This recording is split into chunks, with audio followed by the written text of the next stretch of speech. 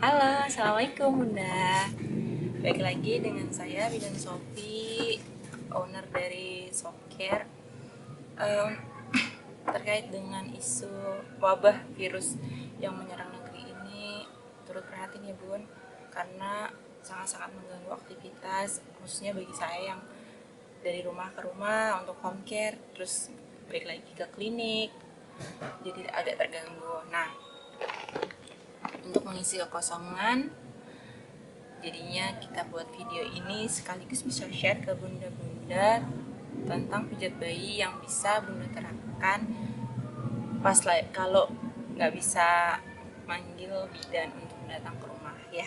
Kemarin banyak yang nanya di secara WA, secara DM tentang pijat bayi kembung, karena pastinya bayi kembung tuh nggak nyaman ya bun, bayinya pasti rewel, susah tidur, menyusu juga berkurang. Nah, di sini saya akan mengajarkan bagaimana teknik pijat bayi dengan terapi, salah satunya terapi kembung ya. Nah, ini saya ajak adik saya, adik namanya Susanti. Kita di sini akan pijat bayi kembung. Untuk pijat kembung ini bun, saya nggak akan kasih tahu semuanya karena memang agak kompleks dan agak panjang, nanti nggak cukup selama 5 sampai 10 menit, jadi agak lama. Nah, di sini saya akan mengajarkan pijat kembung yang fokus pada perutnya saja. Jadi bunda bisa terapkan pagi sore setelah memandikan. Nah, pertama-tama bunda, ini mohon maaf nggak pakai baju karena bajunya habis dicuci, jadi lupa dipakai baju lagi. Jadi pertama-tama pastikan bunda nggak pakai apa-apa, nggak ada cincin.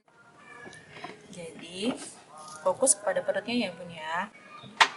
Kita letakkan di tempat yang kering. Nah, jangan lupa ya bun cuci tangan. Pastikan tangan bunda harus bersih. Setelah itu cuci tangan, dikeringkan, terus siapkan minyak zaitun atau minyak kelapa. Setelah itu ambil minyak, usapkan sedikit ke perut bayinya. Kondisi bayi harus tenang ya bun, harus rileks. Kalau lagi marah atau lagi nangis jangan dipaksain pijet. Jadi dinyamanin dulu kondisinya, dibuat enak dulu gitu. Nah, setelah itu usapkan pada perut bayi.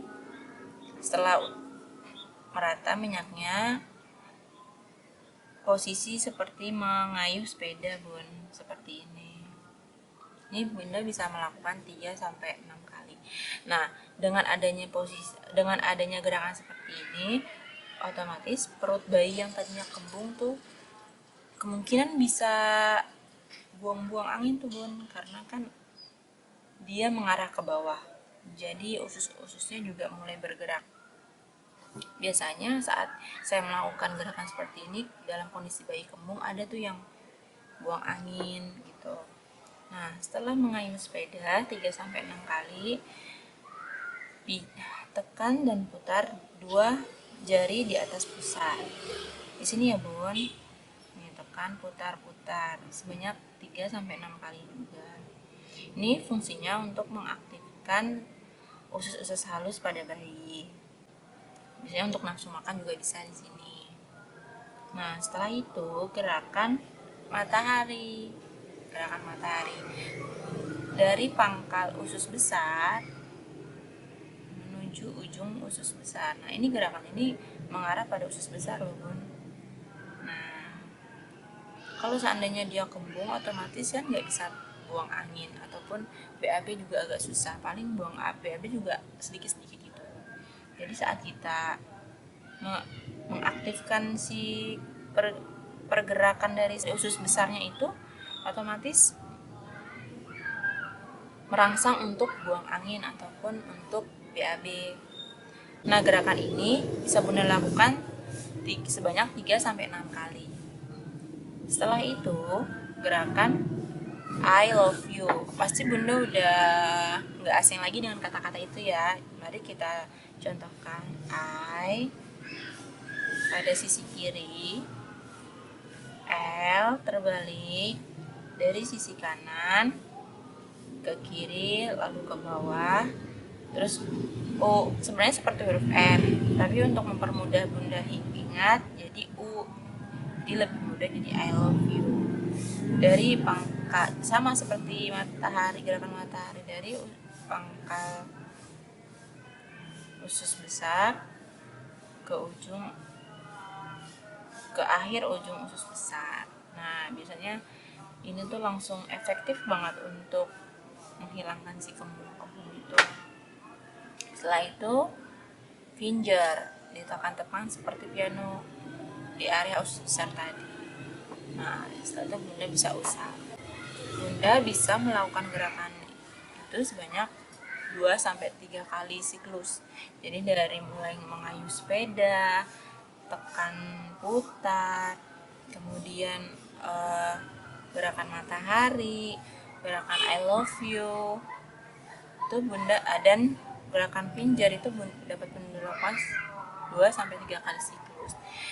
Kalau seandainya selama satu siklus bayi udah rewel atau sudah mulai nggak nyaman, nah itu bunda stop, bunda perhatikan keadaan si dedeknya. Tapi kalau seandainya dia masih nyaman, lakukan mengulang gerakan yang dari awal sampai akhir gitu. Nah, tadi sudah dijelaskan tentang pijat kembung pada bayi. Jadi gerakannya juga mudah, gampang diingat, bisa bunda lakukan pagi dan sore setelah mandi ya. Bisa apalagi ditambah pakai minyak telur, jadi agak sedikit lebih hangat badan dirinya gitu. Mudah-mudahan bermanfaat. Kalau seandainya apalagi bunda yang lagi susah cari orang buat pijat si dede di rumah, nah bunda bisa terapkan buat si dede juga kan ya. Semoga bermanfaat. Sampai jumpa di video selanjutnya.